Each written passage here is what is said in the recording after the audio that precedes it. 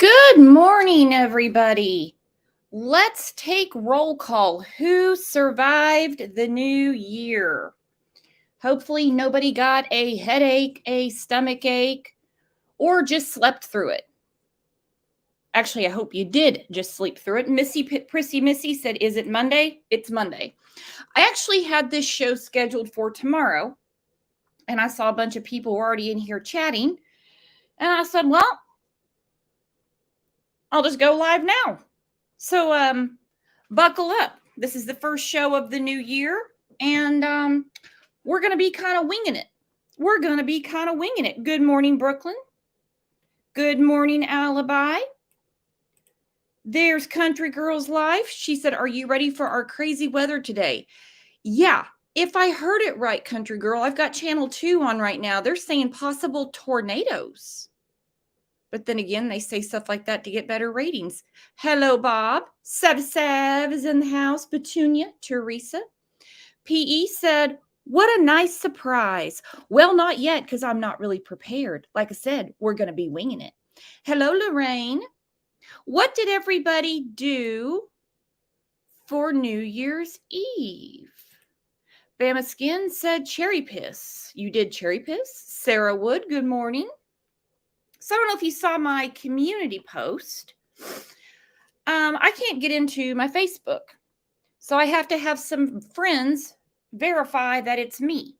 Suddenly I got into it. I don't know. I really don't care because I hate Facebook. I can't stand that shit. But anyway, so if you normally contact me via Facebook Messenger and I don't reply, it's because I've been locked out of it. So hit me up in Discord or email. Dan P said prime rib, whiskey, and music videos. That's what I'm talking about.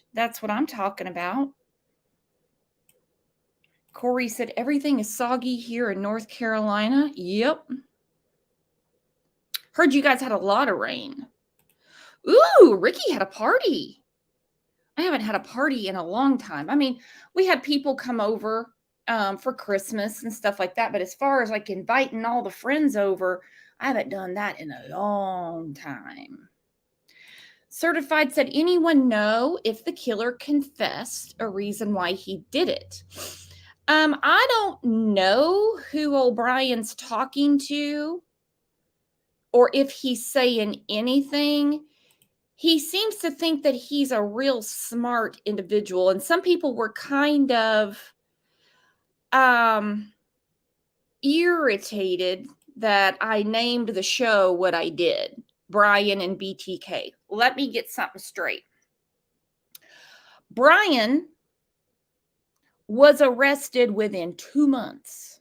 Okay? Lightning fast. Even though some people are still not satisfied with the work that law enforcement does, and we don't need those people. There's no pleasing them.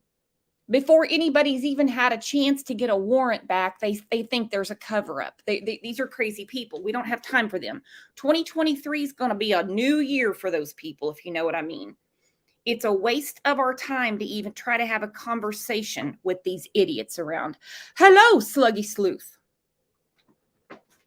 So last I heard, he's wanting to go back to Idaho. He's in a big hurry to get back there to be exonerated and clear his name. Now, from what I'm understanding, they have DNA saying that it's Bryan.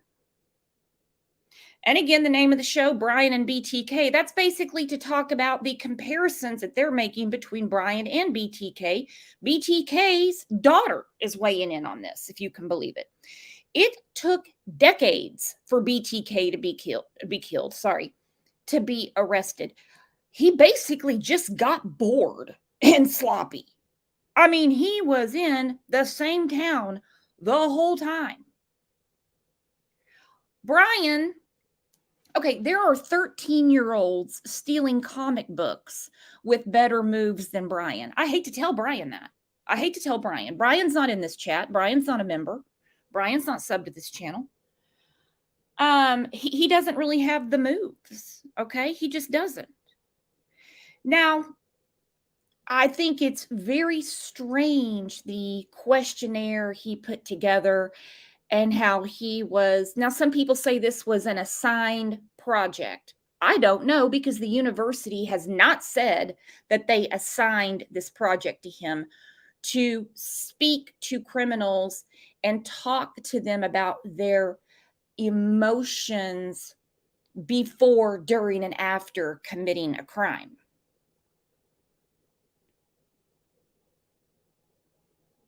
No one has come out and said that they co-signed this project. He threw it up on Reddit. Might as well have been Craigslist, if you ask me.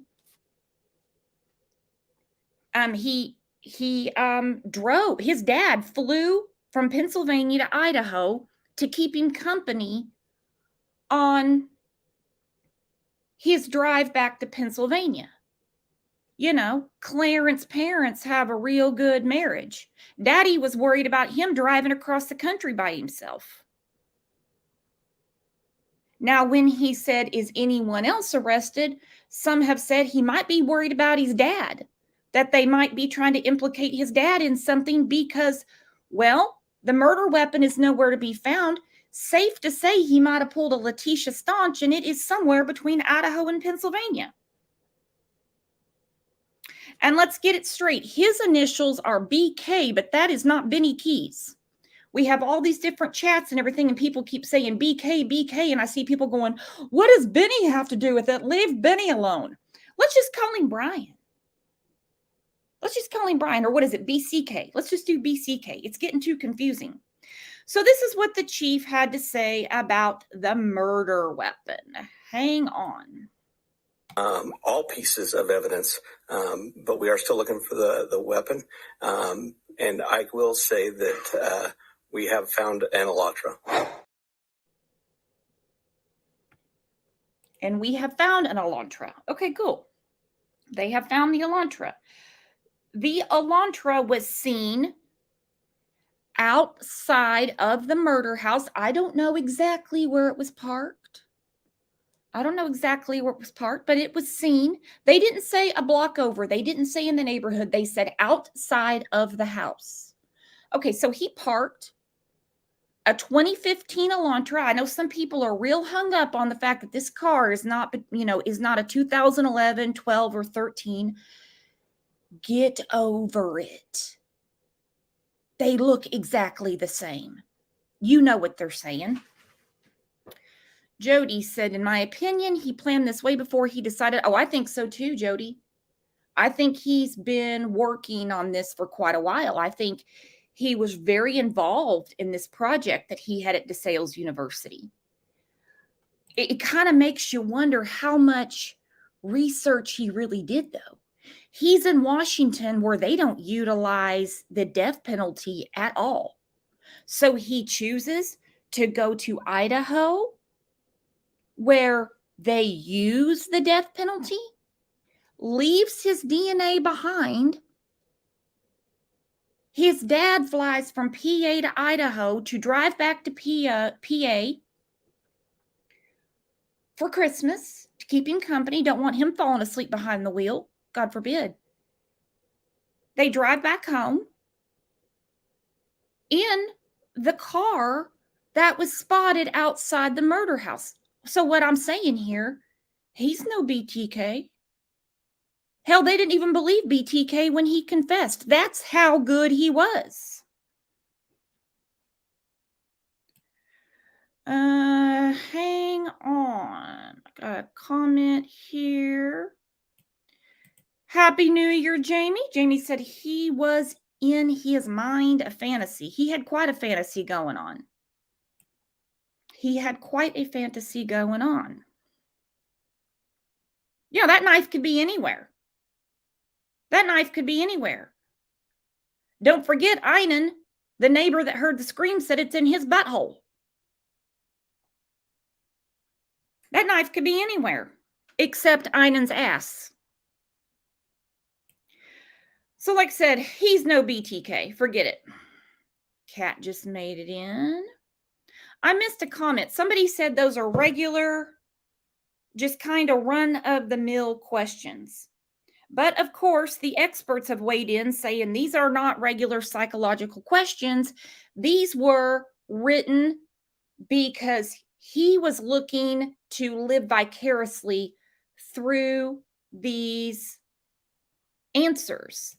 Thank you, Goldfish, for becoming a new YouTube member. Danny, I love this. He was doing me search, not research. He's no Bundy. He's no BTK. For those saying, oh, Brooks, you're giving him exactly what he wants because you're giving him all this fame and comparing him to BTK. He's not in this chat. Again, he's not a member. He's not a sub. We're not going to worry about him getting any sort of, he had almost 2 months of it. Okay. I heard from another student for his PhD that they had several group discussions regarding the Idaho murders to which he actively participated in. Now, let me tell you, this is a group of criminologists, and it didn't pique anybody's mind. So I got to give him some credit, guys. I got to give credit where credit's due. It did not make, the stuff that he said did not make anyone think that he had anything to do with it. And this is a group of PhD studies in criminology. Think about it. They are much more versed than any of us.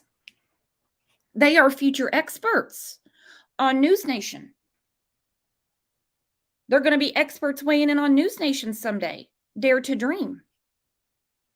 And through these active conversations that they were having, not one person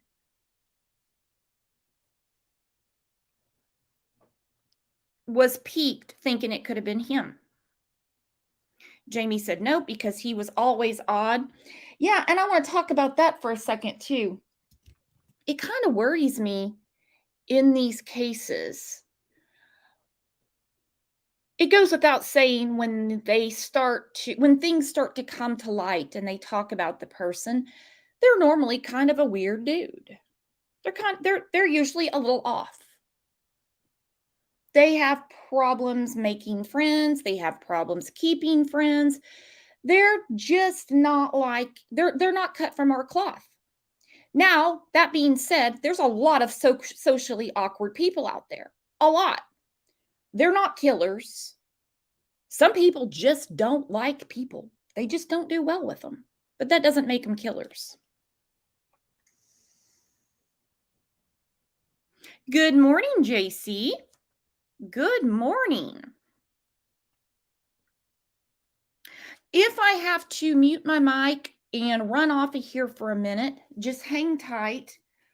You're not going to believe this, but it is about 70 degrees here today, which I'm loving. I do not have socks on. My cat caught a bird.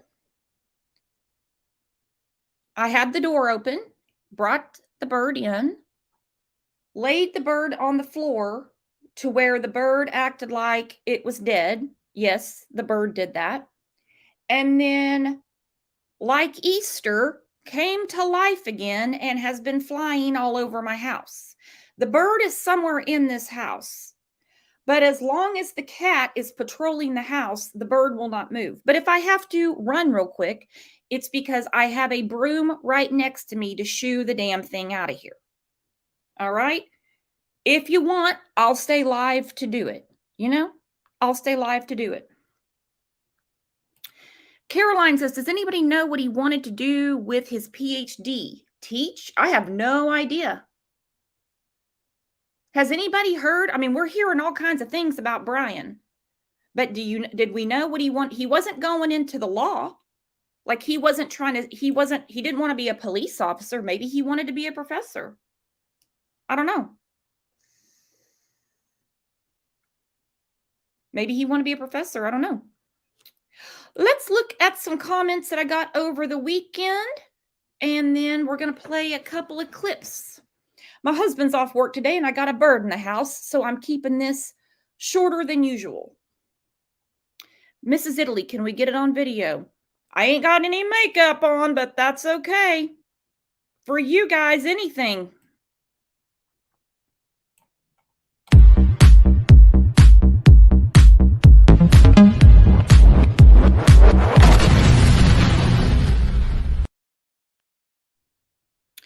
Mad Heather said, I just got to say it. It blows my mind this big evil dummy still had his car just chilling outside.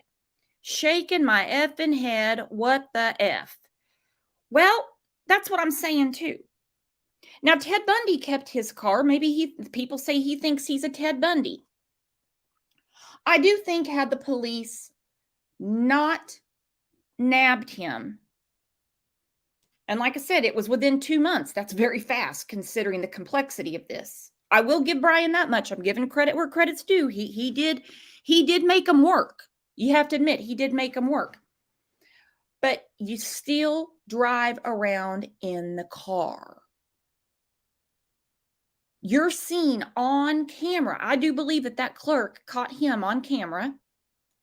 You took that car back to your apartment where you tooled around Pullman. Then your dad flies out to Washington and you two drive all the way across the country in it. Not a smart move to me either, but this isn't a show to get away with crimes. Saffron said, when it comes to Brian's family, we knew they had to say something or they would be more hated than the Laundries who said nothing. Well, the Laundries are pretty hated, but not just because they didn't say anything. Anyhow, Kahlberger's family had to speak. It sounds lawyerish, but at least it is something, and I do find it genuine. I do believe they care about the victims and their families. I do too. Now, I put a video out yesterday. If you missed it, catch it. It's actually kind of interesting. A police captain talked, but in the beginning of it, I talked about this. This is the statement from Brian's family. This is one of those we just can't judge what we would do. I just don't. I think I would just lay low. I just don't know. It does sound like it was prepared by a lawyer for me. It does. They say, first and foremost, we care deeply for the 4 families who have lost their precious children. There are no words that can express the sadness we feel, and we pray each day for them. We will continue to let the legal process unfold, and as a family, we will love and support our son and brother. Now, a lot of people are saying they're just trying to incite people by even bringing that out. Like you could have just stopped it with, we're cooperating and the families have our condolences. But they didn't. They didn't. They said they're standing behind Brian. We have fully cooperated with law enforcement agencies in an attempt to seek the truth and promote his presumption of innocence rather than judge unknown facts and make erroneous assumptions. We respect privacy in this matter, as our family and the family's suffering loss can move forward through the legal process. So good stance. Let Lady Justice do her thing. I get that. In a way, they're just saying, listen, this is our son, this is our brother. We're going to be there for him as the justice system does its thing. He is innocent until proven guilty. I don't know. Would you have just left it at, we pray for them each day, we're going to trust the system and leave it alone? Or would you have added in that we are standing by him and I don't get the erroneous assumptions. There is no assumption. He's in jail. He's charged with quadruple murder. They have his DNA. CR, thank you for the super sticker. She said, I was a baby when BTK started here in Wichita. He was caught when I was 31.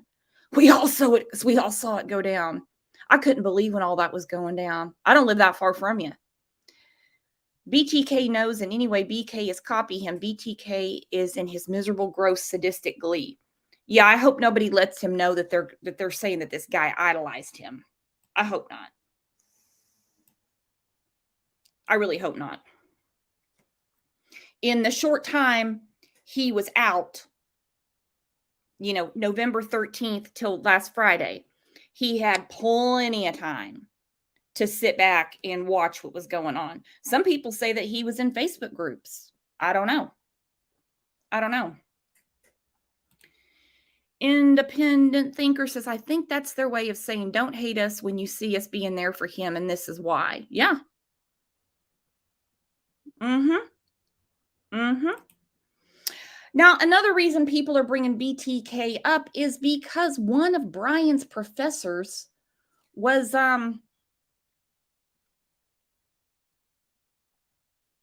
she is a huge study in BTK, a huge study. I'm curious to know. We're going to watch a little bit of what she has to say about serial killers, BTK, and stuff like that. I would like to know. Did he specifically want this professor, or was this an assigned course? I don't know. I don't know. I don't. Then we have the question of how did they get his DNA? I saw one article saying that it was through the genealogy sites. For some reason, I'm not buying that one, mainly because I watch Netflix. And there's a movie called Our Father. It's about a doctor in Indiana that was using his own sperm to get these women pregnant.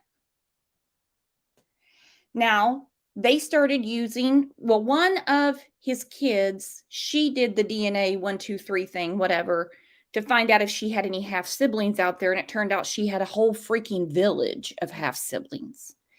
But it took a long time for the criminal side of it to catch up with that. So I've read this, so I would think that it would take a lot longer. But then it was said, I have this article here, that the FBI dressed as garbage men, and when it was garbage day, they went through it and they matched his DNA that way. Either way, I'm hearing DNA. Not from anything official, though, because we have not seen the probable cause and won't see it until maybe this week, because they're going to start extraditing Brian tomorrow. He said his attorney said he's in a big hurry to get to Idaho and get exonerated. Big hurry.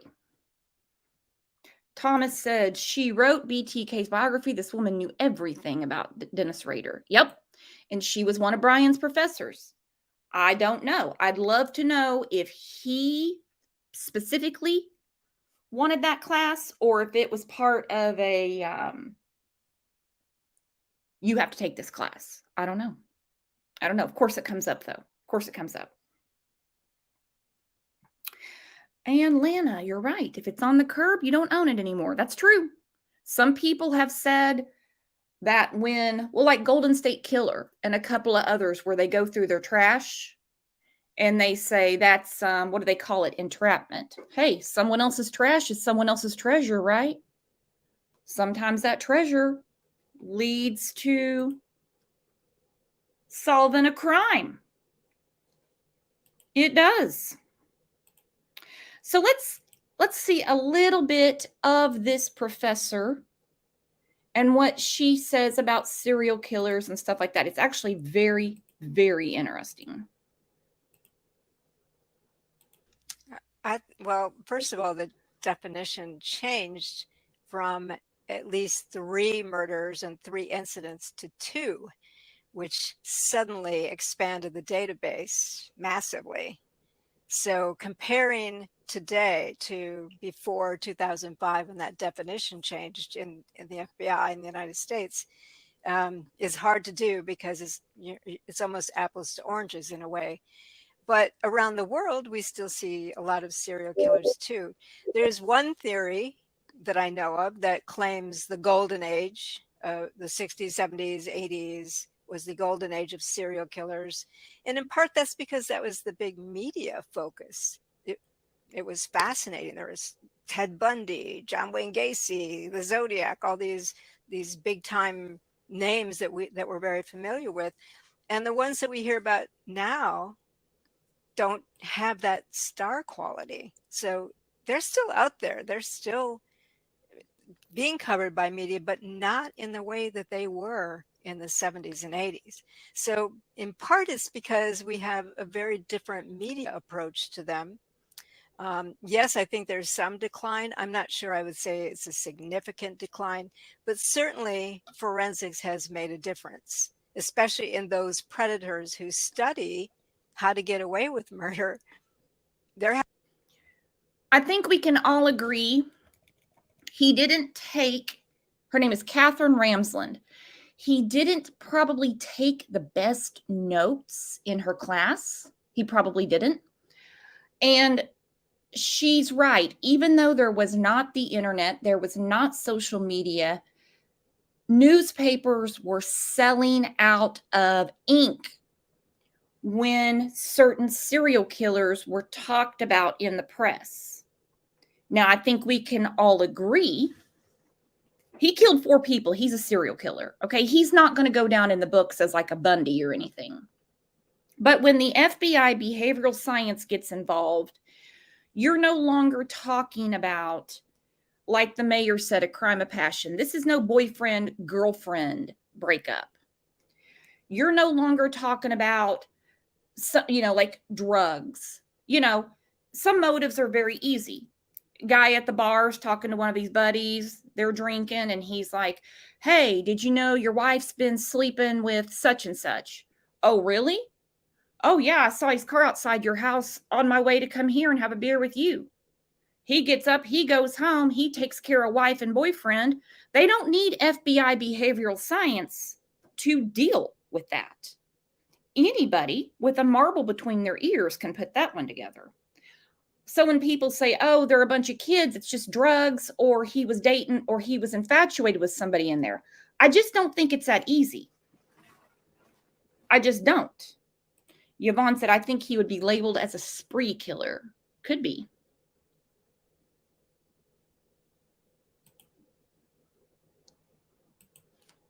So she's right.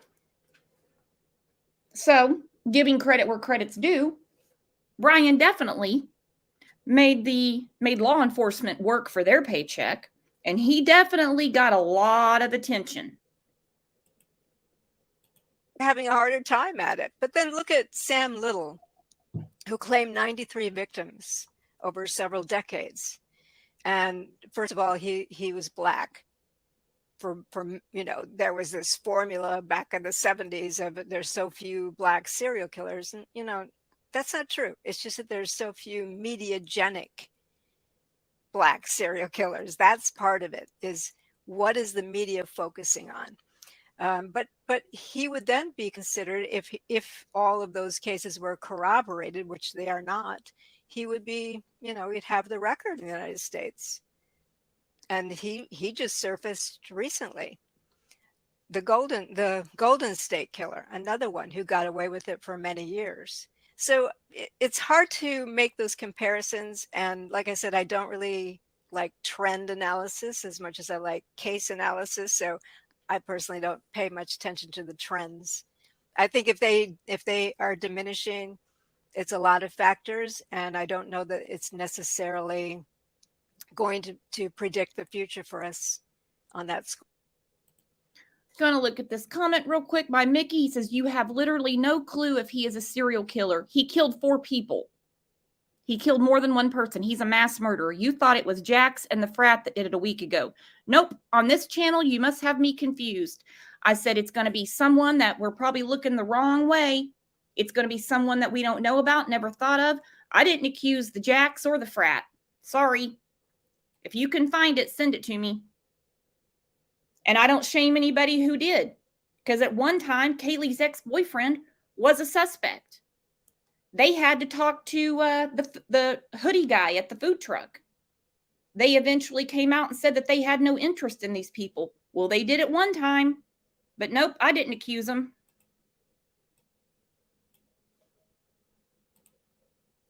Score. Well, earlier you said that you like to study what happened to these individuals that made them a serial killer. Is there any kind of is it they weren't hugged by their dad, or what's the underlying current there, There isn't a factor that is in common to them all. We could talk about head injuries, and I can name any number of killers who never had a head injury, or child abuse, or any of those things, neglect, deprivation. These are the common factors that we look at, but there are certainly serial killers who did not have those things happen to them. So I think that there's a lot of diversity in the serial killer population, and that to understand them, you take it case by case rather than as any kind of formula. What is the most fascinating case, the one that's held your interest the longest? What has that one been that you can speak of? I'd say Jack the Ripper. Yeah, because I don't agree that there were 5 victims. I don't even think the 5 that Jack or Jill, or if it's Jack is they, who knows? We don't know. I don't necessarily think the canonical 5, as they call it, I don't think they're necessarily all part of the mix. And I think that some of the primitive ideas about Jack the Ripper from 1888 have bled into much of what we think. But I've met a lot of ripperologists. I've been to Whitechapel several times. And there's so much debate. I read one book that was 333 suspects, 333. And I knew that they didn't have them all. As soon as I finished the book, I could think of a couple more that they didn't have in the book. And every one of them has a supporter saying, we know this is the person. And we don't know. We don't know that there is one person called Jack the Ripper. So it isn't that killer that fascinates me, but all the different aspects of that case that need to be looked at. So it's fascinating. It's a mystery. It's a puzzle.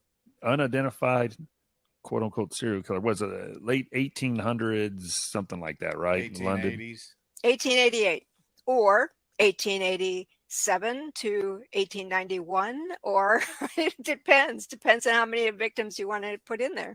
When you're doing your forensic study on something like that and you're going through historical records, what historical records do you go through? Do you go through I assume the media of the time, but what else would you go through? Yeah, you definitely look at the media of the time. That's important, but you certainly try to get police records if you can. You'd be hindered somewhat if you can't speak the language of another country where there's a killer you're trying to search for. It's collectors, people who are ripperologists. I often go to them for this, or to Zodiac maniacs, as some people call them. There are people who spend their entire lives on a case, and so they are often quite good sources of information. But I haven't yet really found a case that I want to spend my entire life on, obviously. Well, can you get a degree in ripperology? You can't. Oh, I don't know. I'm not in England. Maybe you can. I don't know. I imagine if you could, you would have it. Huh? I don't think so. But I've spent a fair amount of time, and every time someone asks me, is there some person dead or alive that you'd want to have dinner with, I always say Jack the Ripper, because then I'd know who it is. Okay, so that's his professor. Again, I don't know if he specifically wanted this professor, specifically asked for this class, or if it was assigned. You have a lot more liberties once you get into graduate school. So anyway, let's look at the questions that O'Brien put out. Yeah, ripperology. I could have died on that one. So this is part of his study. DeSales University has just said that they are very well aware that they have a former student that's been arrested for the murder of, there goes that bird, hang on, of the Idaho4, Ethan, Kaylee, Madison, Xana. They have names, they have faces. We can't let them get forgotten. You know, Brian's getting all the attention right now. That's for sure. So it's about to find its way out. The door is open, bird. Who said birds were smart? So here's one of the questions. Did you prepare for the crime before leaving your home? Please detail what you were thinking about and feeling at this point. That's just not a normal question. Some people think, hang on, I got to shut this door. That bird got out. Nope, it didn't. Oh. So a lot of people are saying these questions he was preparing for, well, what went down in November, which was horrible. Please detail what you were thinking and feeling at this point. How did you travel to and enter the location that the crime occurred? My question is one of many. I've got like 500. This house is not a normal layout house. It's not a normal layout house. It's not your regular, I say regular, you know what I mean, 3-bedroom, 2-bath ranch style. You know, you walk in, you're in the living room, you see the kitchen, you can pretty much figure out where the bedrooms are going to be. Hannah said, can you hear the thing? It's perched on a coffee cup right now.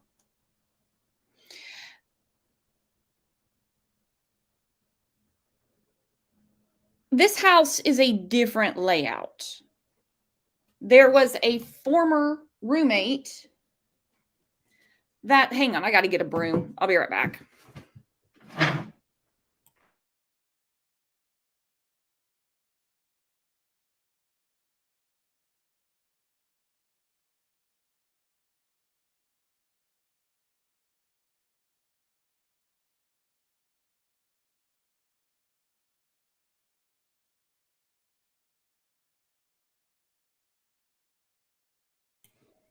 It just keeps running into the damn window. I can't get it out of here. Now it's perched on top of a picture. I do need a net. So this house is not a normal layout. How did he know that there would be, is it just dumb luck?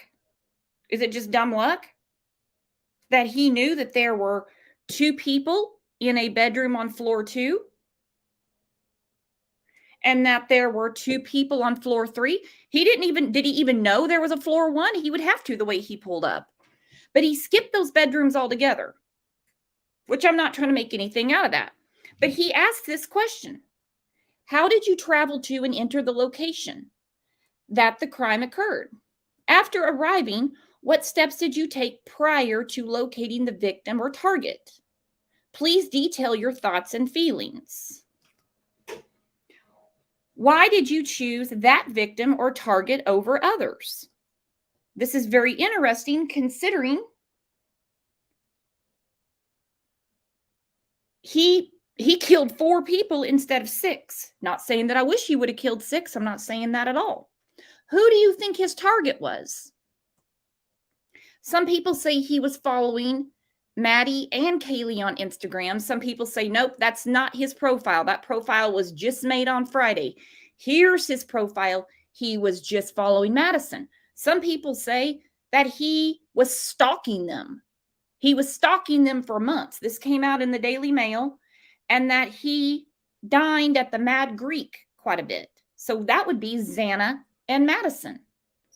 Kaylee had not even been living there for like the week before. She'd been at her parents' house. I don't know. It's going to be interesting when it comes out.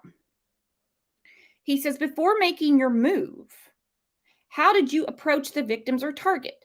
Please detail what you were thinking and feeling. Okay, other people that have had projects, I guess, sort of like this, are saying these are not the questions that you would ask.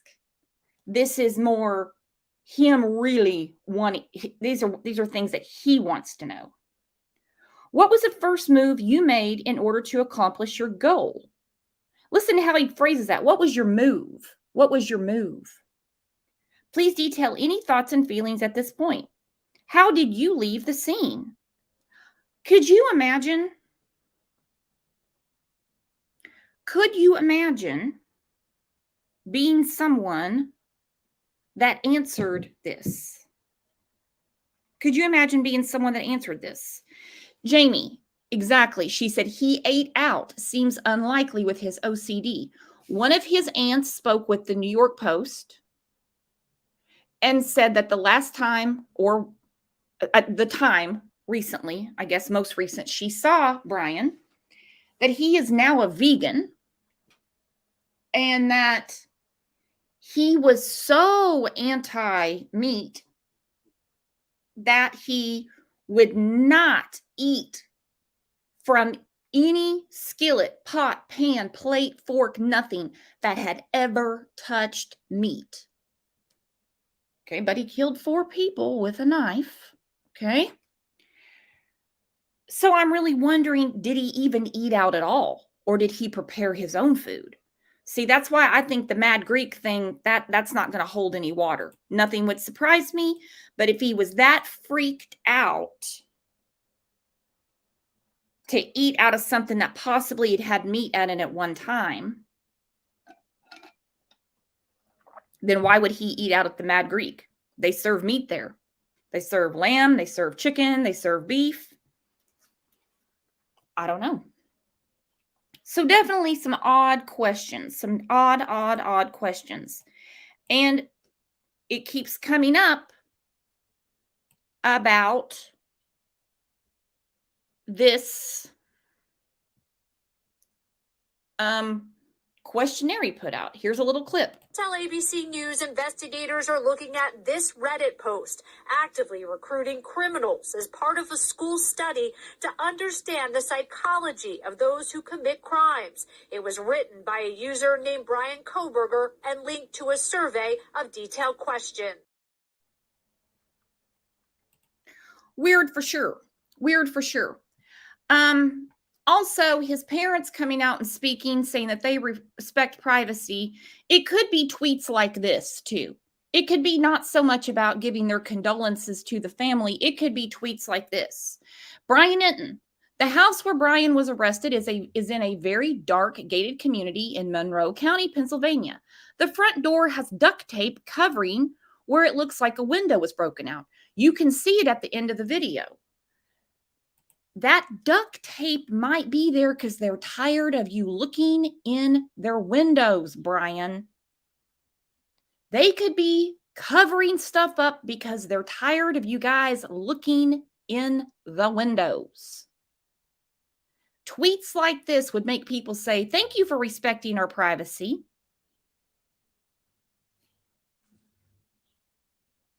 That could be a big part of it, a big part. So let's look at this, because she spoke out, what BTK's daughter has to say. Hang on.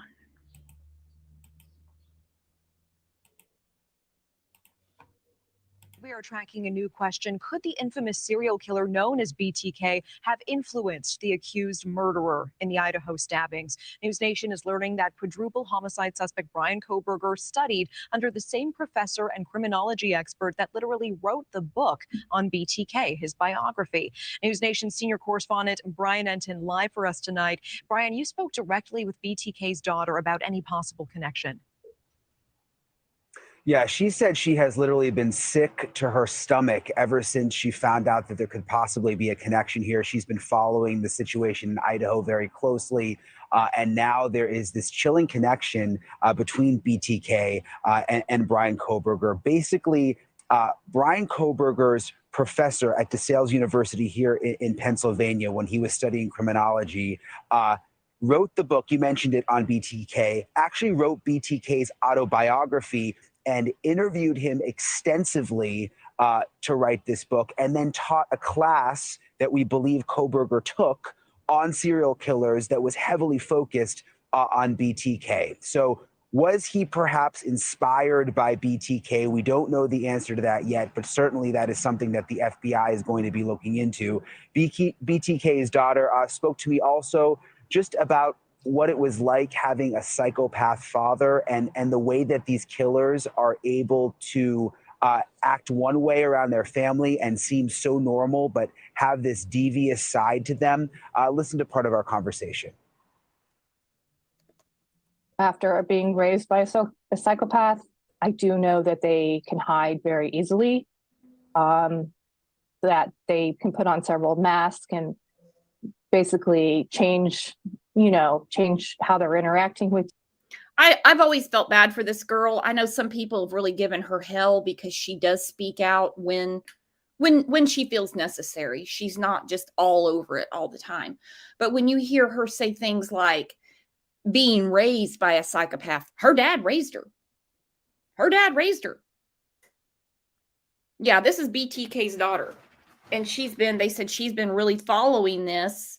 Then it comes out that he could have been influenced by him at some point. I don't see the correlation. I don't see the correlation. I don't see the connection. But like I just said to Brian, it's a discussion. Yeah, thank you, Erica. You talk about trauma. Listen to her. I was raised by a psychopath. I was raised by a psychopath. And I think Shannon's a psychopath. She said, Brooks, you're now at the gym with me. Got to lose those Christmas cookie pounds. Mine is peppermint bark. I've eaten my weight in peppermint bark. So yeah, I got to get back. I got to get back in the routine of working out. You mimic you. Basically, a lot of times they're saying to you what they think you want to hear. So I would assume Kohberger held himself in a certain way in a professional educational setting. I'm kind of shocked how far he's made it into the criminology fields. But it's happened before. My father has a criminal justice degree. D'Angelo, Golden State Killer, he has one. Bundy, I believe, studied criminal law. So it happens. I mean, you can be an expert on psychopaths and they're still going to trick you. And honestly, somebody like Kohberger probably found that thrilling.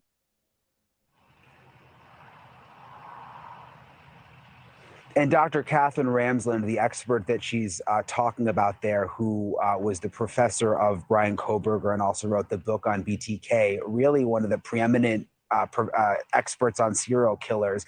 And what's just so chilling, Natasha, is to think about that she was teaching Kohberger, and that this all has now played out the way it has. We've tried to talk to her. Basically, she is saying right now that she is not doing any media interviews on Kohberger. You would assume that she will likely be some kind of witness if and when this all finally goes to trial, Natasha. Yeah, his entire course of... Hang on, what did he say? All has now played out the way it has. We've tried to talk to her. Basically, she is saying right now that she is not doing any media interviews on Kohberger. You would assume that she will likely be some kind of witness if and when this all finally... So Brian Enton is thinking that his professor will be a witness? I mean, what, to give some background? Do you guys think that the professor could be called as a witness? I mean, I don't know. I don't know. I don't know. I mean, if Brian Enton says it, I mean, he's the one that told us there was duct tape over the window, you know? Finally goes to trial, Natasha. Yeah, his entire course of study, making this particularly interesting and chilling, I think is the right word. Brian Enton live for us to... I tell you what really got my attention. Okay, a lot of people say character witness. Yes, yes, yes. I'm talking about a witness in court. As far as the FBI speaking to her, that goes without saying. But I mean, is she going to tell the jury, yes, he took my class and this is what we discuss in there? I mean, I would think that the science is going to seal this deal up. But anyhow, that will definitely be interesting. If she does, she does.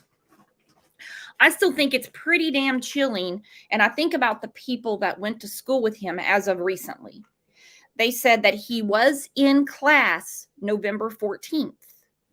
Now, by the time they found him, if he had a wound, it would be pretty healed up, I would think, or totally healed up. He's a healthy dude.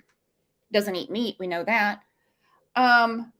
But that he was in class on November 14th and that he spoke in different circles different circles about the crime that he allegedly committed.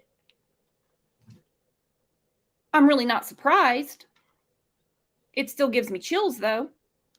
Not gonna lie. It's weird. So also people are weighing in and they're going back to what Dr. Phil said when they were talking about the murders on his show. And he calls it the dark triad. This is not Dr. Phil's term. This has been talked about for years. I don't know, considering he got caught. He's not that good at what he's doing. I mean, it only took him 2 months to get him, not even 2 months. Do you guys think that it could be a dark triad type of personality? CR said he acted like a narcissist weirdo in class and had to always be the best.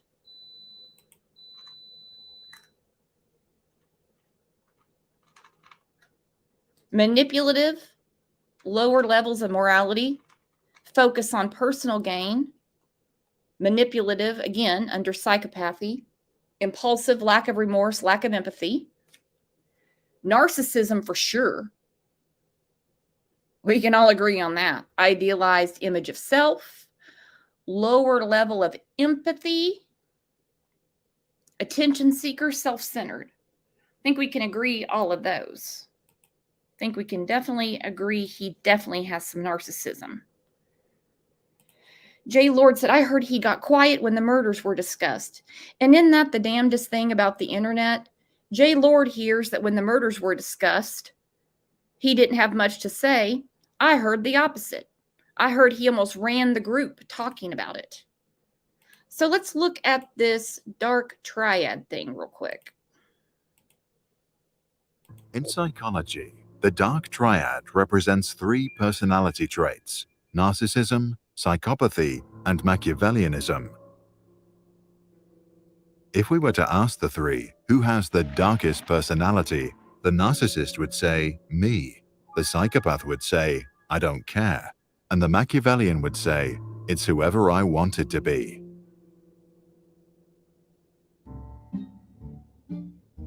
People scoring high on the 3 traits are more likely to commit crimes and create severe social problems in society, families, and organizations. This is why the research on the dark triad is used widely in law enforcement, psychology, and business. Here is an overview of what we know. The narcissist displays grandiosity, entitlement, and superiority, and wants nothing more than admiration. Once he gets what he wants, the narcissist is rarely interested in other people. When he does care, it's to enhance his status, which is why he likes to mingle with successful others. They seem as though they're completely in love with themselves, but at the root of their inflated egos are often deeply held feelings of inferiority. To protect their constructed self, they can never admit to being wrong, which is why they lie or blame others. Machiavellians are unprincipled, cold, and have a cynical view of other human beings. They like money, power, and winning, and they use manipulation to get what they want or exploit others. If manipulation doesn't work, they steal or betray. Those high on the spectrum believe it's better to be feared than being liked and defend others as a strategy to control them. When you are a psychopath, you come across as cold and others think you are scary. You also show little to no fear, act impulsively, and you enjoy mental thrills. Those high on the spectrum don't form any emotional bonds. The result is a complete lack of compassion. That means they have no problem being mean. If something terrible happens, they later often don't feel any remorse or guilt. The research tells us that men score significantly higher on all 3 compared to women. And while these 3 personalities are empirically distinct, they do overlap. Clinically, both narcissism and psychopathy are regarded as mental disorders, while Machiavellianism isn't.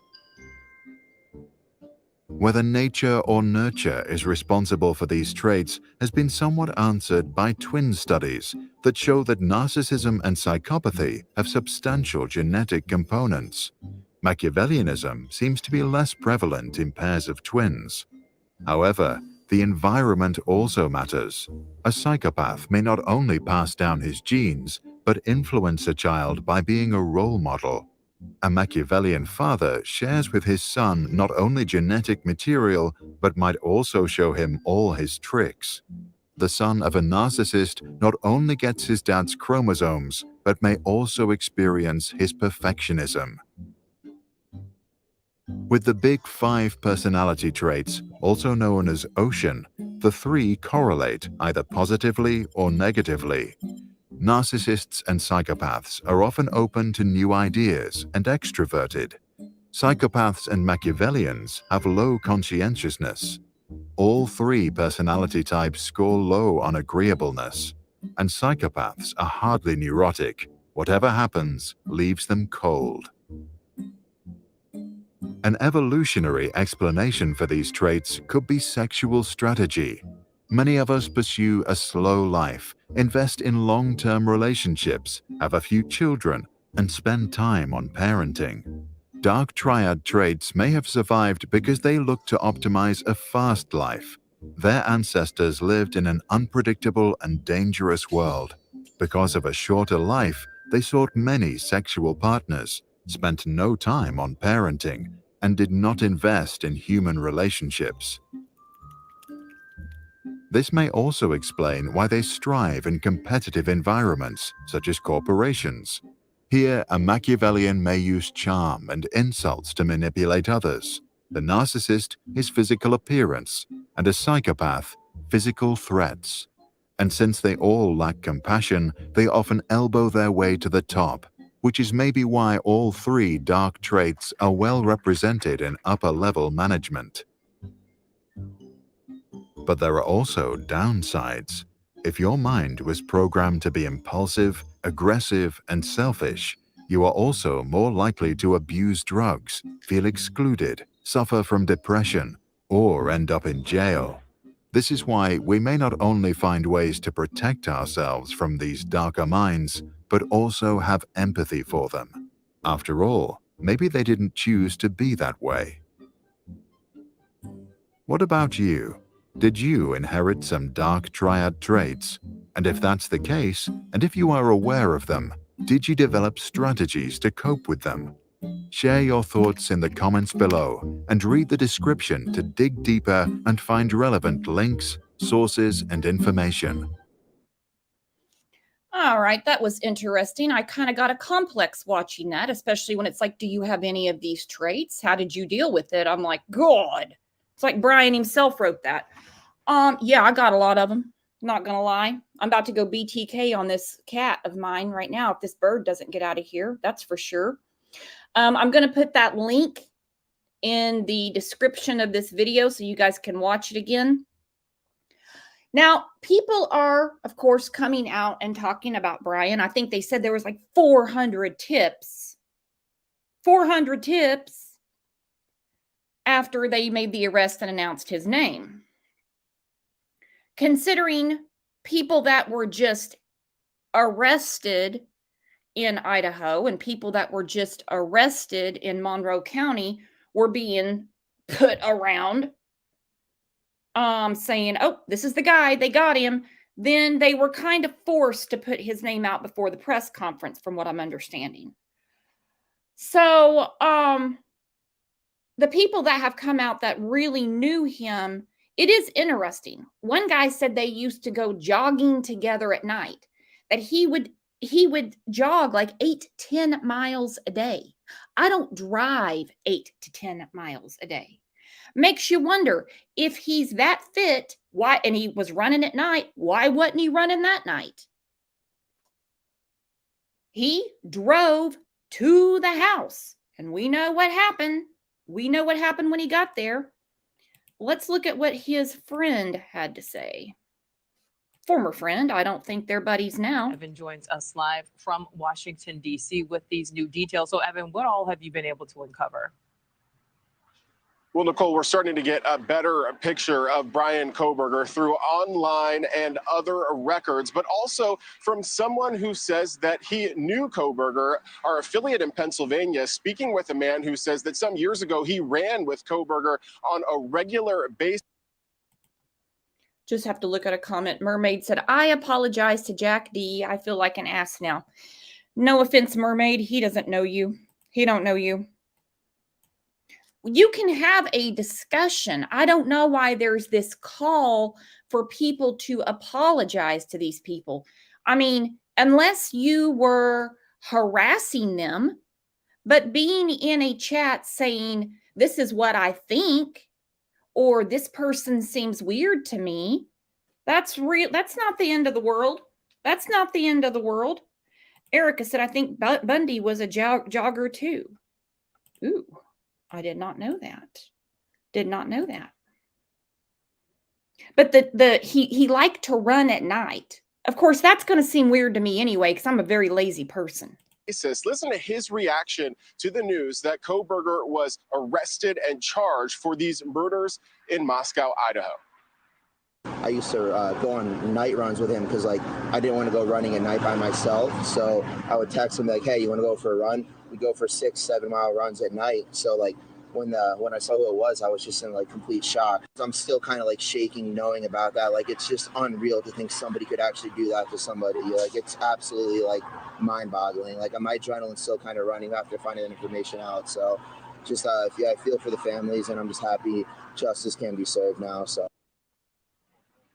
And we have also learned that Kohberger studied criminal justice at an advanced level, having gotten a master's from DeSales University in Pennsylvania in 2022. According to the school there, he appears to once have posted on Reddit asking for volunteers for a research project where he was studying the criminal mind. And he wanted to know specific things about the emotional and psychological considerations for people who had been convicted of crimes, asking questions in a survey like, why did you choose that victim? What was the first move that you made? How did you leave the scene?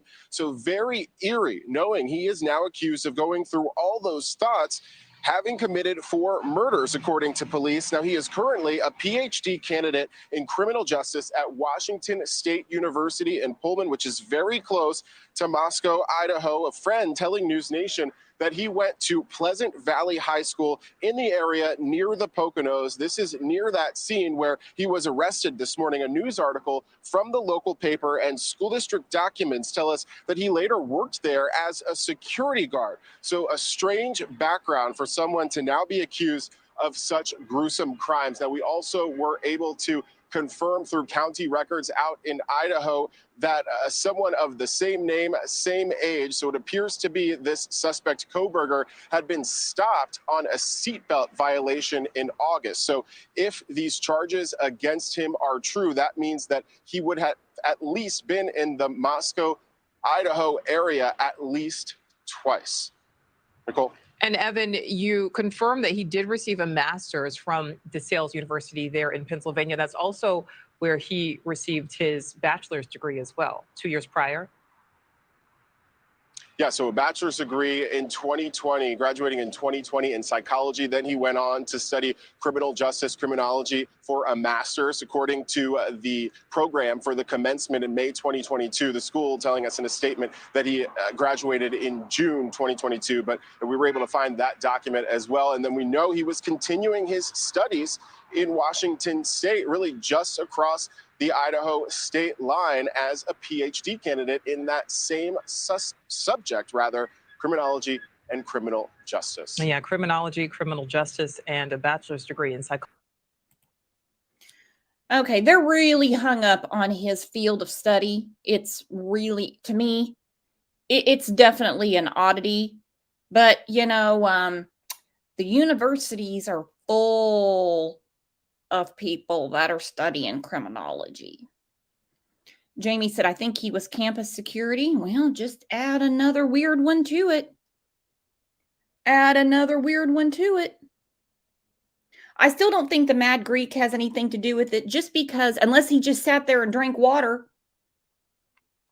Because according to his aunt, he was very adamant that his food was not to be cooked in anything that had ever had meat in it.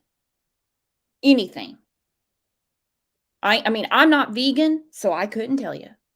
I'm going to have a steak today, medium rare. I am. Don't tell Brian, but I am. J. Lord says they had speeding tickets yesterday. Now it's a seatbelt ticket. They can't keep anything straight.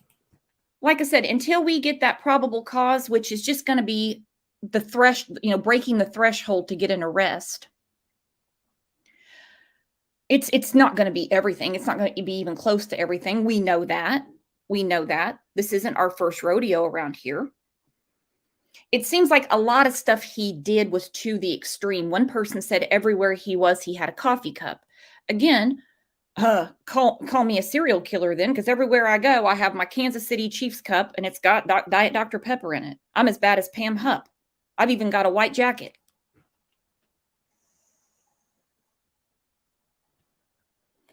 So all we have right now, the word of the year, just like last year, is speculation.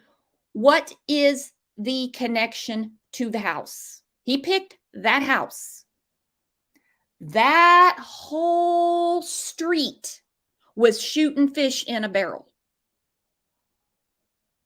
You have the apartment complex right next to it, where old Einan was sleeping with a knife in his butthole. You have Jeremy across the street. Don't tell him he was that close. He's still waiting on his DNA results. You had a very, very busy street. But he picked that house. He picked that house. He picked 4 people in that house. What led him to that house? J. Lord said, I'm jealous. Been craving a medium rare. Well, it's going to be in the 70s today. Or even putting it on, we're going to cook it over charcoal.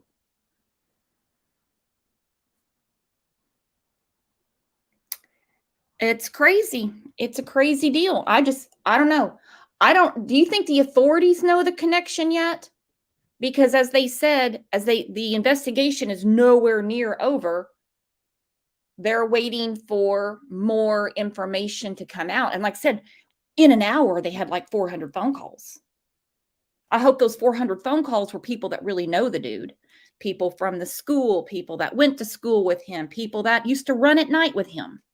I hope they were people like that. I hope it's not a bunch of TikTok tarot followers.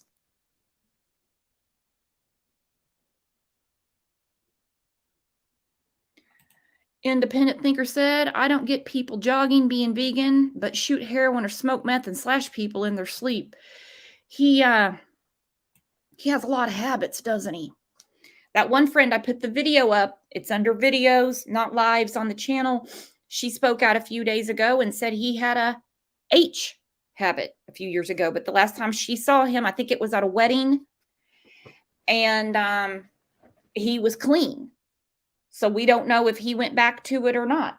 Again, something on the morning of November 13th made him go to that house. It was also rumored that there was an argument between someone, not saying it was Brian, and Ethan. Some people have said it only makes sense if you think about it, that there was tons of people that were in and out of the house, parties. We know there was a lot of noise complaints in the last few months. And he could have been at one of the parties. He doesn't, I don't know. I don't think he doesn't. It seems to me that he would stick out like a sore thumb at a party. He would, to me. Terry says, no, he didn't participate in discussions about the murders. Look, Terry, I'm just reading things on the internet, same as you. There was a lady that came out and said that she was in a group discussion with him that he did participate in and he did discuss. If you want to come to the Crime Lines and Lies Facebook group, I will put the link in there and you can look at it. Some people say he didn't have much to say. Some people said he participated. I don't know. I wasn't in the group. This is not firsthand knowledge. Yeah, J. Lord, some say H, some say M. I don't know. It's all going to come out, though. It's all going to come out. He's a sick individual for sure. We do know that much. And we know that the FBI Behavioral Science Unit had people there, not for a couple of days. Most cases that we follow on here, when the FBI Behavioral Science Unit is involved, they're involved for like a hot couple days and then they're out. But the fact that they stuck around for so long kind of tells you they weren't looking for someone who just got all hopped up on drugs and went and killed somebody. You don't need FBI behavioral science for that. It could be a part of it, though. It could be a part of it. I mean, that's really going to make me sad if we need the behavioral science unit to figure out something that even a detective that's been on the force for 6 months could put together. This is what I want to know, Silly Pizza. The vegan thing, if he is so adamant that nothing is served to him that's ever had meat cooked in it, meat in it, then how can he go kill 4 people? How?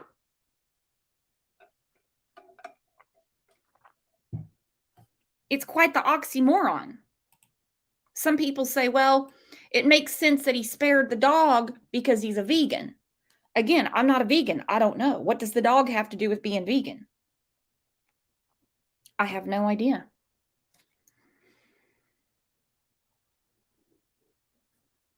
Good Grandma said the vegan thing was about his weight compulsion. And this I agree with. This is just him. This is a control thing. Making people dance to his song. Making people dance to his song. He's got the ant there, and he says, I can't eat out of that if you've ever cooked meat in it.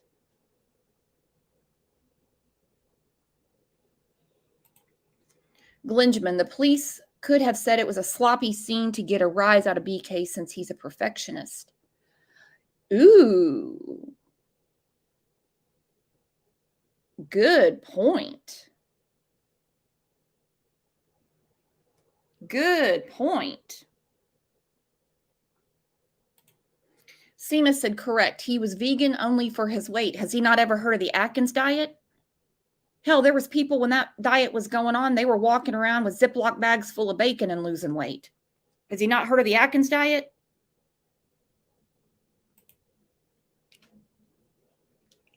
My goodness.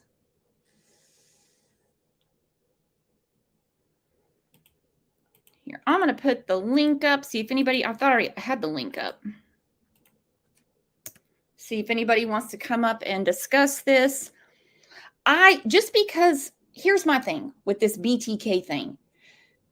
Just because he took a class from this professor who is all about BTK, knows everything that there is about Dennis Rader, I'm not getting the correlation. I'm not getting it. I think it's kind of a far stretch. His daughter seems to think that that could have been an influence. The professor will not speak out, which is smart, because if she does get called to testify, then she kind of shoots her wad by talking to News Nation before she talks to the people that matter. So I don't know. I don't know. Do you guys see any similarities between Bryan and BTK?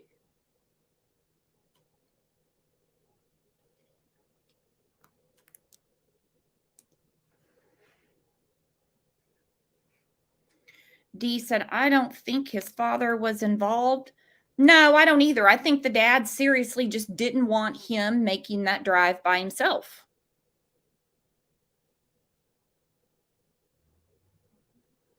I really think it's just that simple. A lot of people don't want people making long trips like that by themselves. Like, hey, let me keep you company. You don't want them falling asleep at the wheel. If they have, there's a lot of things that can go wrong on a long trip.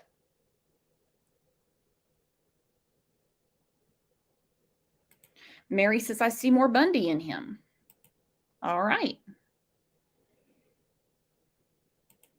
Kelly says, I think he didn't expect Ethan and Xana were going to be there. I think they were collateral damage. I wonder how long he was in the house before he did anything. Because remember, the car was parked outside. I don't think it was parked in the driveway where it was in anyone's way.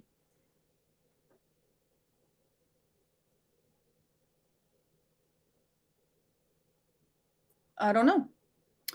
All right, guys, I'm going to start winding this down because, like I said, I'm about to go BTK on this cat that, yes, this bird is still in this house.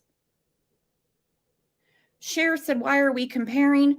Because it was brought up on News Nation that somehow he was influenced by BTK. I'm not seeing it. I'm not seeing it. If you guys are, so yet I just don't see it. Oh, hang on. We got Rowena. Happy New Year, Rowena.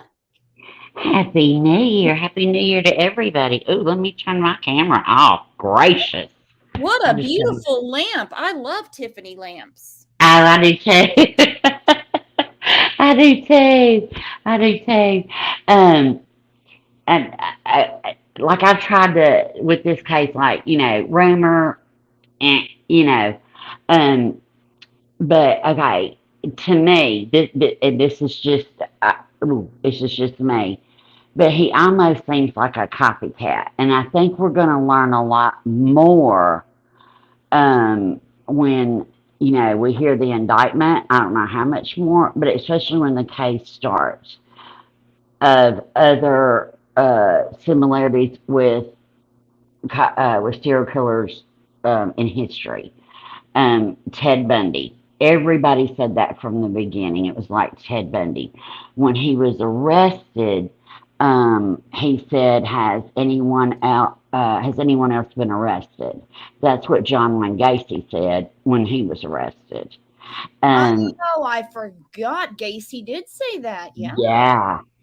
So, and one thing, and I'm just kind of going by what Steve had said kind of early on. The coroner apparently told him like how bad it was, and there were, but he didn't come out and say it, but it was people questioned like about I hate to even say it, about a liver, you know, and I heard about that. I wondered if, yeah, he's vegan, he's a freak. Did he overcome his meat phobia and do a Dahmer? I mean, I hate to say that, but it's like there's touches of, you know, and that's why I think that this professor could maybe be an expert witness on previous serial killers, their habits, what they did in correlation to, was he a copycat? He took that class for a reason. It wasn't just a Jeffrey Dahmer class. It wasn't just a John Wayne Gacy class. It was a learning about serial killers. Yes. So, killers being plural. So I have to wonder, like, how much is going to come out, or we'll be like, dang, you know, he did copy BTK. He did copy, you know, Jack the Ripper, or what, you know. That's just what I have to wonder. But when he said that, and I remember John Wayne Gacy said that, I was like, ding, ding, ding, ding, ding. Exact same words. So, do we know? Because I mean, it sounds like you've been reading a lot about this. I've been reading what my brain can absorb. You know, what I can get a hold of. I know. What my brain can wrap around, because some of it's just silly. I'm sorry, some of it's just silly. But do we know that, was this an elective? Did he choose this class, or was it part of his syllabus? I think he chose it. Okay. From what I read, and I've read so much that I can't tell you where I read it. I wish I could and give you the link, but it was a series of classes that she offered. I think it was like 5, and he chose that one because it's not one of them would be required, but not all of them. And I have to wonder, okay, I think yes, he was with the survey. I think yes, he was trying to figure out, learn more from people that had already done stuff, how to do stuff, and freakishly get their information. I mean, can you imagine? Oh God. But uh, also, I know that when my sister-in-law was doing her doctorate, she did surveys, with people. Now, the topic had to be approved by the professor or whoever, whatever. Because I know she had to change hers and tweak it a couple times. And then she did. What's that? You cut out.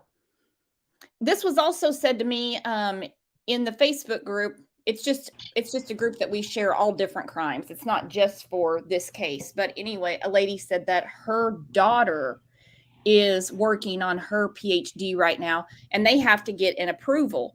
See, I wish that and they probably can't. They probably can't say yes or no right now. But I would like to know if these questions, I did see a comment in here. Someone said those are standard psychological questions, but you know how the internet is because people have weighed in on good old News Nation saying those are not questions that would have been approved. Right. And that's what she had to do. She had to do, and it was a lot of surveys because that's how you. I mean, her thesis was 400 pages. I mean, come on. There's a reason why there's not many doctorate students, but and hers was in psychology too. Well, not criminology, but psychology. But so she did a lot of surveys and then took that data and then had to go back, and give the percentages and then, cite everything. But her topic had to be approved. But the questions didn't seem like crazy. Like, did you twist the knife when it wasn't anything like that.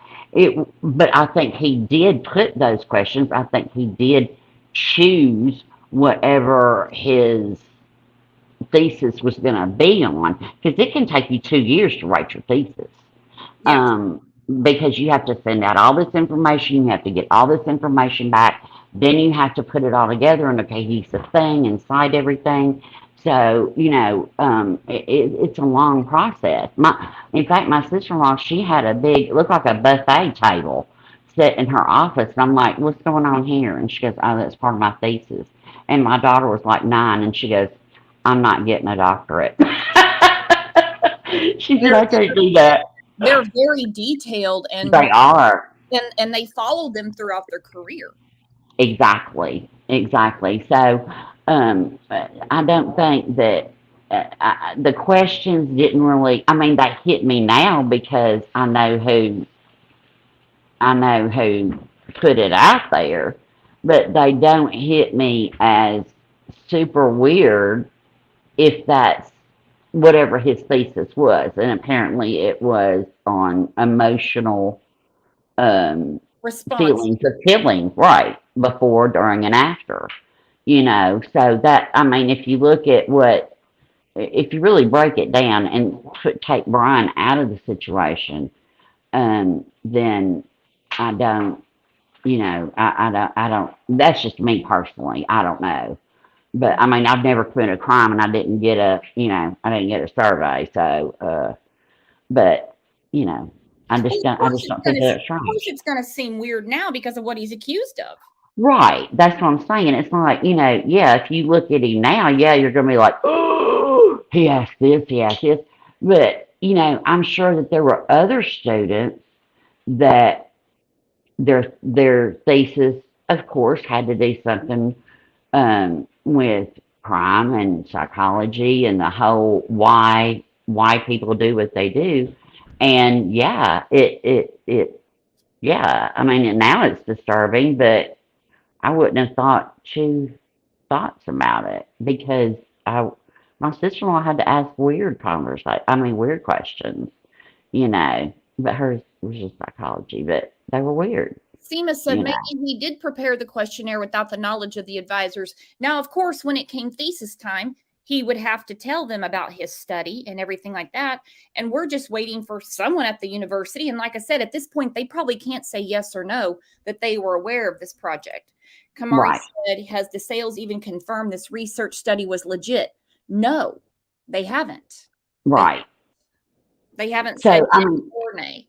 Because at some he point, can, if this was just for his own doing, his own curiosity, then they would have already seen it and graded it.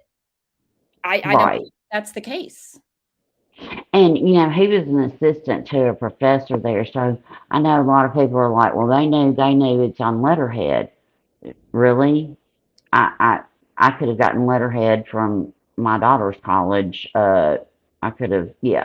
I mean, it's, especially if I was a whatever there. I mean, that doesn't red ping me. And your, as far as your thesis goes, that's what has to be approved.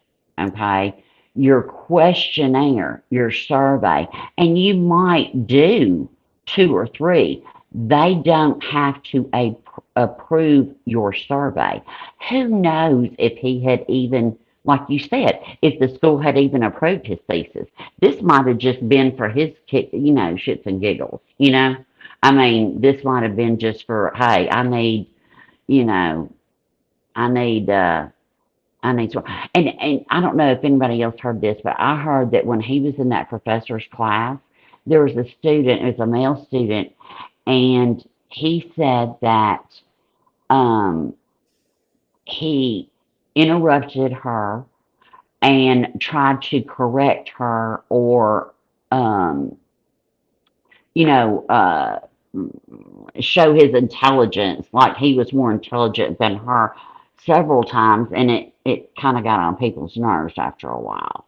I heard So, something like that too. That would take a lot of balls considering JTB and a couple of people have said that it's very hard to get into this class. That's why I'm thinking it had to have been, it wasn't assigned to him.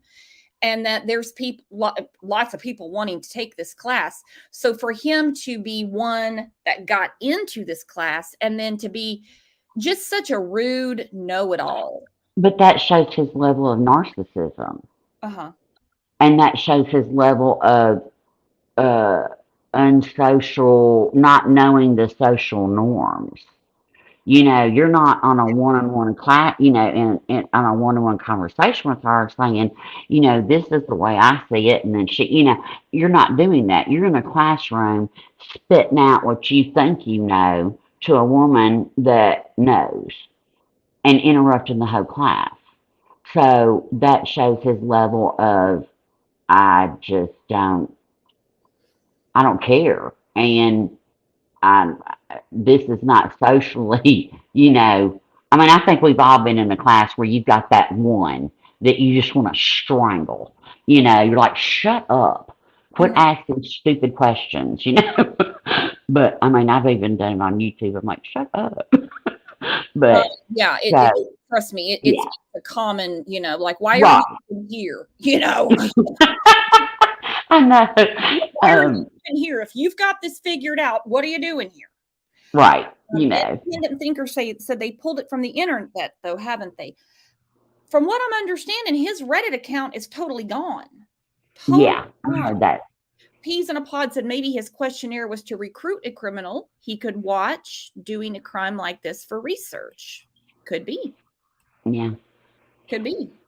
I think his focus was like, and I mean, it's not a bad, I mean, if this was his thesis, I don't know. But, it would be interesting to know, like, the emotional you know, aspects of committing a crime. Now, he didn't say murder. He didn't say, you know, he didn't say No, he anything like wasn't that. specific about the crime. He didn't even Right. he didn't even specify it to a violent crime. And I'm Right. looking at this comment on the screen from Valerie. She said it shows his dismissal of a female too. Now, Right. with all the people that have come out saying we had class together, we went running in the dark, we haven't heard anybody saying he was my Valentine yet, have we? No. No, no, no. And I haven't heard any girlfriends coming out. So Nope, no um Valentines. No yeah, that's very telling too. You know, you're 28 years old, and as far the house. I've been listening to you. Sorry, and I don't mean to go backwards, but the house. I 100% believe that he was in that house at some time. It could have been 3 years ago. We don't know, but there is no way, even if you even if you go on Zillow and you look at the floor plans, you can't figure out that house. Even if you look, you know, on YouTube and people take the roof off and they walk through, whatever, you still, until you're in there, you don't know the confusion. You know what I mean? Like, and it's dark, you know, and you have to be quiet. So I really do believe that he went in there and he knew exactly where he was going. I really do, and I almost believe I'm so I almost really believe from the beginning with you that he was in there. He waited for him to go to sleep. Laying in wait. Yep. A common speculation is around the time that he went to Washington before, you know, and he was looking for apartments, there were rooms available at that home. He could have considered. Oh, that's that's a good, yeah, I didn't know that. Very much so. Because he would stick out at a party. I'm sorry. You're 28 years old. And we don't know that. It was a theory, a speculation. Right. But I mean, just in my mind, I think, you know, no, I don't think he was in there from a party. It had to be something else. Like I said, it could have been a couple of years ago, but yeah, that makes sense. If there was rooms available, he would have gone in there and checked it all out. And knowing him, he's not stupid, probably really took a mental and maybe even said, hey, I need to come back for a second look. You know, you just never know. Remember, because it really caused a lot of internet fury. A couple of weeks, maybe 3 weeks into the case is when the police said, now the people inside may not have been the target. The house itself could have been the target. And I said, well, he didn't stab the house. What did the house do to him? And they said the target, the isolated target could very well have just been that house. And I like how this person, I think it was in the Facebook group, she put it together. She said, so this could have been something about this house. You know, maybe he looked at it before. I don't know. Just a theory. Or maybe the landlord was rude and he just, who knows? I'm so ready. And I'm really kind of surprised that I am and I'm not. I thought at first, he's not going to waive extradition. He's going to pull this out. No, a normal person, he wants this. He wants, he's ready. He's ready to be on camera. He's ready to, they're not going to let him do interviews, but who knows? I mean, and I do think that he is narcissistic enough to where he will try to represent himself. I think there's going to be a lot of hearings on that. He's going to have psychological, evaluations and all these things, but yeah, I couldn't believe that my husband, I was having a hard physical day, and my husband came there and he goes, they arrested, and this was like hours later, he goes, they arrested the Idaho students killer. And I'm like, do what? And I jumped up. I was like, I can't, but I did watch it with you the press conference, but I was like, oh my gosh, this has been out for hours. And I said, the biggest, and I said, here, I didn't even know it. But, and you just have to, and that's where I have to stop myself and be like, it's like we heard, oh, well, his sister lived next door and he was pissed off about, the sound. And really, we just, everybody just kind of critical thing. And we don't know. If we knew, we would have called the FBI, day two and said, hey, this is it. Or we'd be with the FBI and we couldn't talk about it. So we don't know. But that's just my theory. I just think that he's a huge copycat. I really do. I think there's going to be a lot more that comes out that happens that he did that he copycatted. And it could be a combination of serial killers, not just one. Yeah. Oh, I think he did as many as he could. That's what I'm saying. The Ted Bundy, the John Wayne Gacy, and who knows what if he did a Dahmer? Who knows? Who knows? I don't know. Who What knows? are the odds that this was his first attempt? That this was I his don't think so. actual kill? Mm-mm. Or, I mean, he's been in Pennsylvania for a long time. He just got to Washington. And again, how much research did he do? He went to Idaho, where they have the death penalty on the books and they use it. In Washington, it wouldn't have even been considered. So how much? But he doesn't care about the death penalty. That would give him more notoriety. I mean, he doesn't care about the ramifications. To me, this is just my theory. I don't think he even. He's like he said, he's ready to get this over with so he can be exonerated. He's that level of narcissistic. He don't care. He doesn't care. And he knows he did it. Whether he's saying so or not, maybe in his warped mind, he might think, if I do get caught, I might get killed. Well, that'll make me more famous because in 30 years, 40, 50, 60 years, they will, I'll be all over the news again because they'll be killing me. So, and I wanted to ask you, I'm sorry, I was going to write you an email.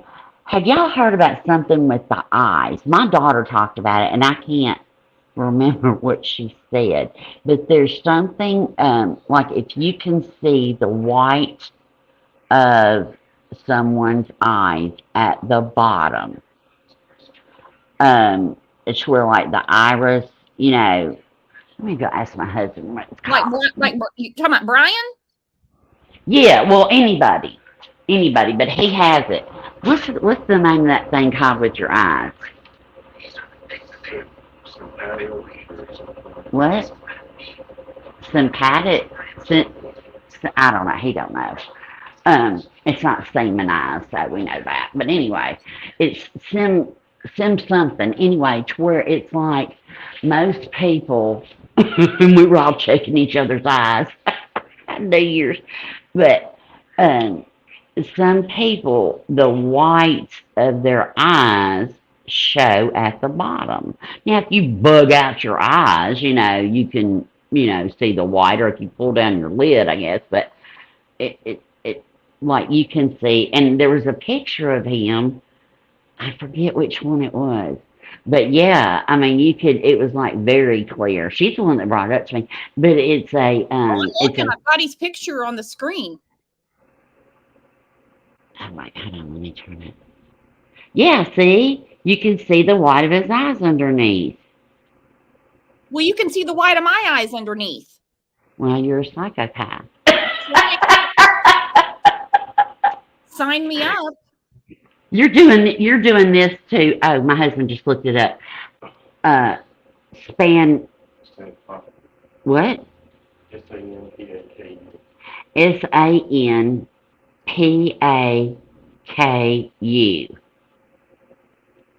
Hang on, I'm taking a selfie of myself right now. There's a picture with me and my cat. No, I guess you can't see the white of my eyes underneath. You can see the white of my you can. Okay. But it says perhaps you've read psychopath experience, no emotion at all and caring, nothing for the consequences of their action.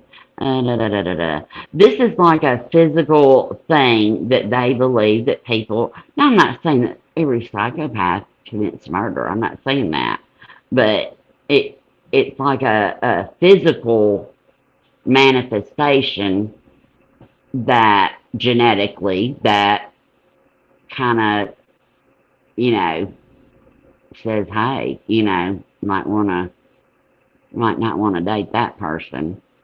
Everybody's going to be changing their. After I go BTK on this cat and get this damn bird out of here, I got to go get some steaks to cook this afternoon, and I'm going to be looking at everybody's eyes. See what you did? Look, I have been. Rowena, look what you've done. But you can look it up on the internet. I mean, it's you know, you can look it up, and I mean, it is I mean, I mean, somebody can bug their eyes out, I guess, enough, you know. Make sure somebody doesn't have Graves' disease, like thyroid issues, because that puts them off the chart, like Barbara Bush and stuff. So you can't look at them, but you do tend to, yeah, you do tend to be like. In fact, we were all looking at each other's eyes, you know. And my daughter asked her partner, she's like, when she heard about this, it was like a couple weeks ago, and she she said, she goes, just look at me. And she goes, why? She goes, just look at me. She did. She goes, okay, we're good. She wanted to make sure she wasn't a killer. But, you know, it's sad. And I hope that, you know, it's like, and another thing, I feel like the families can take a sigh of relief, but also it's like the grieving process starts all over again. This is a whole new chapter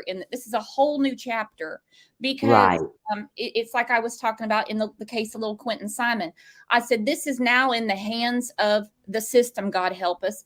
This is in the hands of Lady Justice. So there's still going to be rumors and things like that, but not the crazy train stopped though. Exactly. Because everything, like the DA said, where you're going to get your information is going to be the facts put forth in the court documents. So have fun. Some people aren't going to like that. But I agree with Kelly. I believe everything I read on the internet. Don't you guys?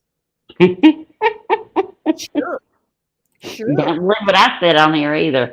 But thank you for having me up. And yeah, I tell you what, I will bring you sand if you'll pick me up a steak and cook it, because we don't have a grill. Okay, we'll do. It might be a cat. No, I have one. Yeah, if you're gonna kill a cat, I'll bring him too. He's been horrible Christmas. Horrible. Well, I'm having cat and bluebird today. I don't know. Well, I'm going to go back and listen from the beginning. I hope everyone has a safe and happy 2023. And wouldn't it be great if we did not have to, like, we could change the name of the show and we just didn't have these horrible things? So hopefully it would be fantastic. We have, there's everybody, all the criminals are behaving. Yep. They're not acting on their insane impulses, and right. You can have a vacation, travel, and cooking channel. Exactly. Hey, look, if y'all want to come to the beach, come on. It's worth it. I love it. Always good to have you up. Okay, thank you. Yeah, look at some different serial killers and kind of take some notes, and then when the indictment comes out, I don't think they're gonna give a whole lot, but maybe a couple little things, little nuggets we can tie into. So, all right, it'll be enough to drop my jaw for sure. All right, thanks. Happy New Year. Happy New Year. Bye. Always a treat to have Rowena up. I love talking to her. Love talking to all of you. So as I said, I'm going to have to shut this down. It's been a great show. It's our first show of 2023. If you have time, I agree with Jamie, we would be bored to death.